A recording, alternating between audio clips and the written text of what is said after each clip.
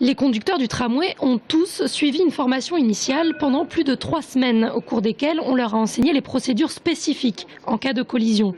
Oui, mais voilà, une fois en situation, il n'est pas toujours facile de garder son sang-froid. Pourtant, vendredi, malgré la violente collision et les flammes, le chauffeur de la rame accidentée y est parvenu, ce qui a permis au poste de contrôle centralisé, le PCC, de lancer les interventions au plus vite. Il a très clairement appelé le PCC tout de suite, il a mis en sécurité sa rame de tramway et il a permis l'évacuation des voyageurs. Donc oui, le conducteur a très bien réagi sur l'événement, sur un accident de cette ampleur.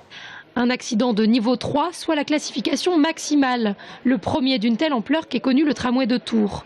Dans l'heure qui a suivi la collision, Keolis a donc souhaité communiquer à tous ses salariés.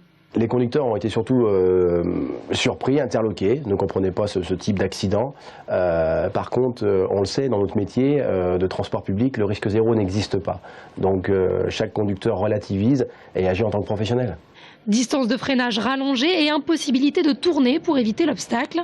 La conduite d'un tramway nécessite une attention de tous les instants. Et si le risque zéro n'existe pas, Tours reste bon élève en termes d'accidentologie.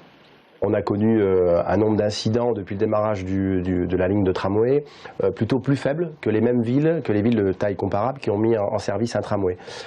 Néanmoins, il faut rester vigilant puisqu'on constate encore un nombre important de voitures, de conducteurs qui franchissent des feux clignotants à des carrefours et qui sont du coup au risque fort d'accident. Une seule règle à retenir donc pour les Tourangeaux, feu clignotant, arrêt obligatoire. Le tram à Tours est encore obligé d'effectuer environ 2 freinages d'urgence par jour à cause des voitures ou des piétons distraits.